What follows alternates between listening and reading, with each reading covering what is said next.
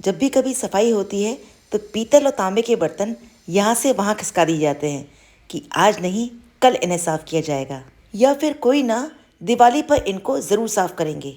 पर अब क्या करें, दिवाली भी आ गई, अब कहाँ तक बचेंगे रमेश बाबू। मार्केट से एक यह बॉटल लेकर आई थी जो कि यूजलेस थी, जिसका प्राइस भी थोड़ा सा ज़्यादा था और ज़्यादा यूजफुल भी नहीं लगी। और उसके बाद पीताम्बरी, जिससे हम सभी लोग अपने पूजा के बर्तन या पीतल के बर्तन साफ करते हैं।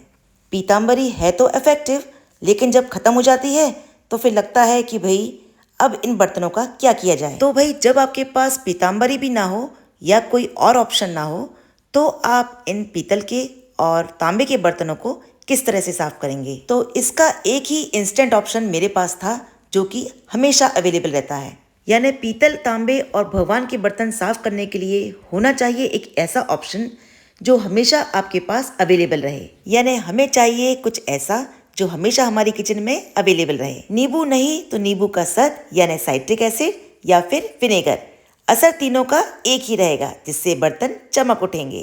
तो दोस्तों, आपके पास जो भी पीतल और तांबे के बर्तन हैं उनको अब यहाँ वहाँ मत सरकाइए। सॉल्यूशन आपके पास है जिससे आपका खर्चा बिल्कुल ना के बराबर, बिल्कुल कम समय और मेहनत ना के बराबर, इन सभी का रंग सोने सा चमक उठेगा, सिर्फ एक सीक्रेट के साथ जो मैं आपके साथ शेयर करूंगी। मेरे पास कुछ नींबू हैं और जो थोड़े से खराब हो गए हैं। अब या तो इन्हें फेंक दीजिए और या इनसे कुछ ना कुछ काम ले लीजिए। तो भाई इनको हम फेंकने से पहले इनका हम कुछ यूज़ बताते हैं।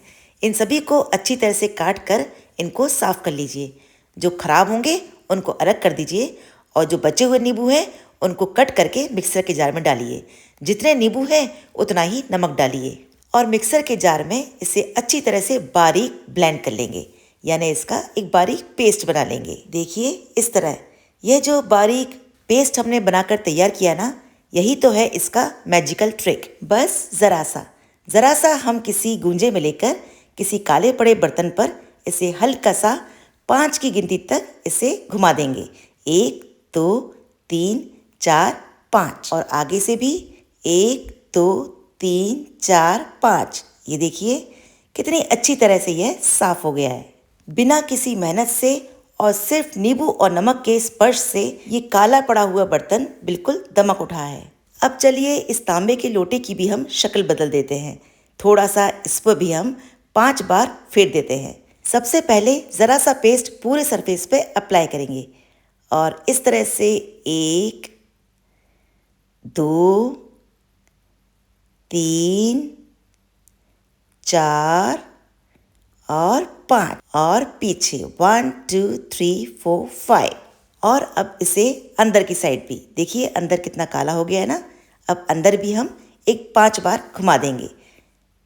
1 2 3 4 और 5। ये देखिए कितना साफ हो गया है।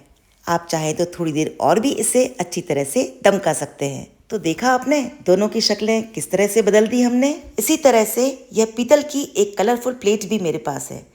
इसका भी हम मेकओवर करते हैं।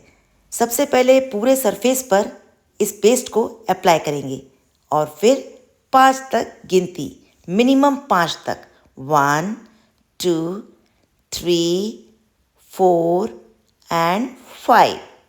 और ये देखिए दमक उठी ना, कलरफुल है इसलिए कम समझ में आ रही है। चलिए पीछे की साइड भी कर लेते हैं। सबसे पहले पूरे सरफेस पे हम इसे अप्लाई करेंगे। ये देखिए हमने इसे पूरे सरफेस पर लगा दिया है। अब इसे हल्के हाथों से आप 1 2 3 4 और 5, मिनिमम 5 तक आप इसे गिनेंगे और यह दमक उठेगी। इसके किनारे को भी हम अच्छी तरह से साफ कर लेते हैं। ये इस तरह से हमने इसके किनारों को भी साफ कर लिया है।